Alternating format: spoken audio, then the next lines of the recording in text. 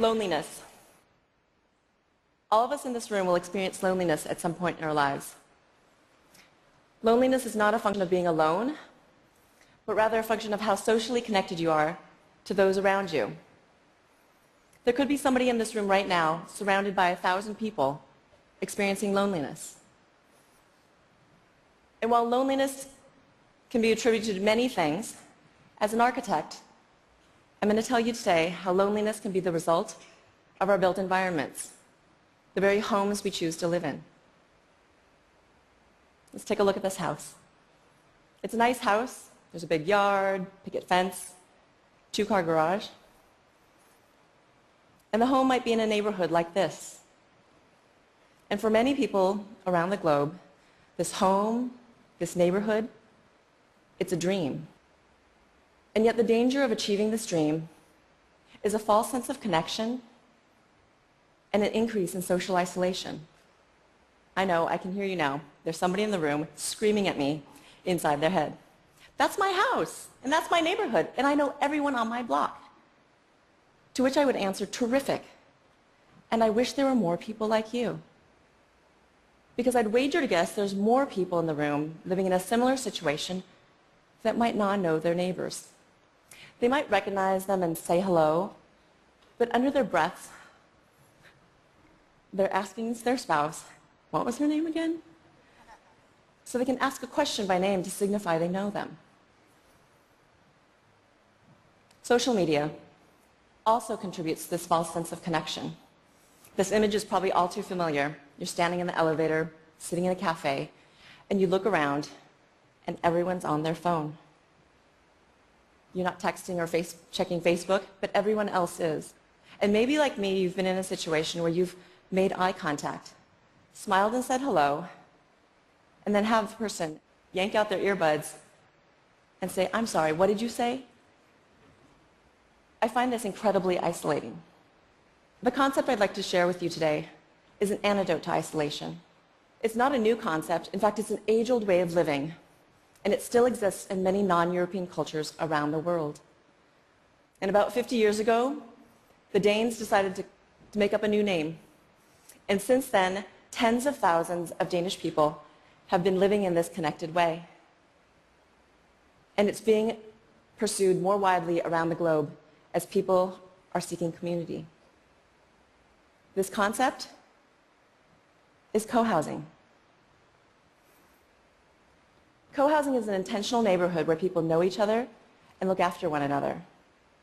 In co-housing, you have your own home, but you also share significant spaces, both indoors and out. But before I show you some pictures of co-housing, I'd like to first introduce you to my friends Sheila and Spencer. When I first met Sheila and Spencer, they were just entering their 60s. And Spencer was looking ahead at the end of a long career in elementary education. And he really disliked the idea that he might not have children in his life upon retirement. They're now my neighbors. We live in a co-housing community that I not only designed, but developed and have my architecture practice in. This community is very intentional about our social interactions. So let me take you on a tour. From the outside, we look like any other small apartment building. In fact, we look identical to the one next door, except that we're bright yellow. Inside, the homes are fairly conventional. We all have living rooms and kitchens, bedrooms and baths, and there are 9 of these homes around a central courtyard. This one's mine, and this one's Spencer and Sheila's. And the thing that makes this building uniquely co-housing are not the homes, but rather what happens here, the social interactions that happen in and around that central courtyard. When I look across the courtyard, I look forward to seeing Spencer and Sheila. In fact, every morning, this is what I see. Spencer waving at me furiously as we're making our breakfast. From our homes, we look down into the courtyard. And depending on the time of year, we see this.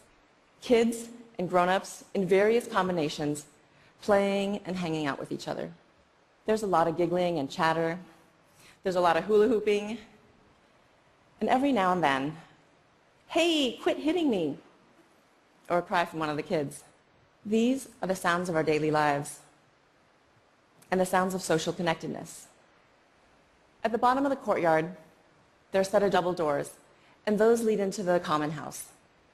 And I consider the common house the secret sauce of co-housing. It's a secret sauce because it's the place where the social interactions and community life begin. And from there, it radiates out through the rest of the community.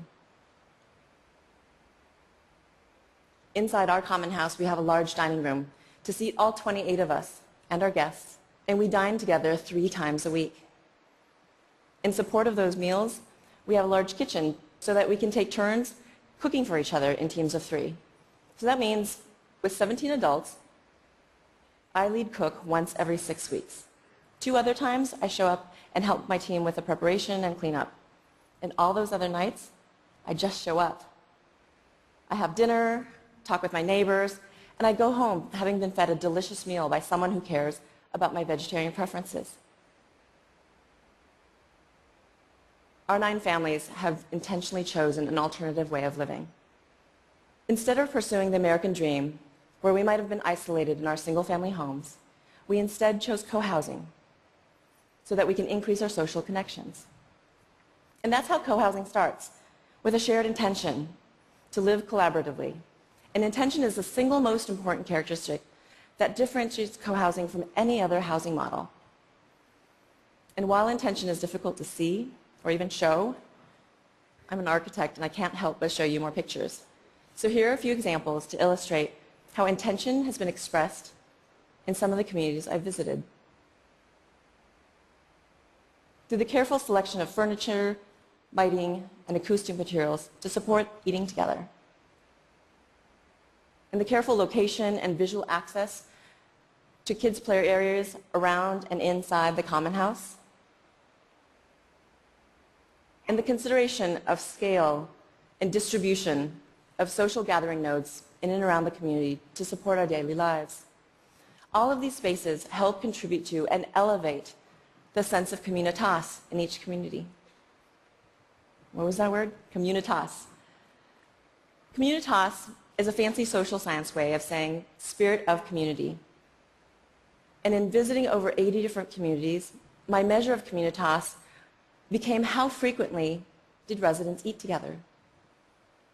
While it's completely up to each group how frequently they have common meals, I know some that have eaten together every single night for the past 40 years.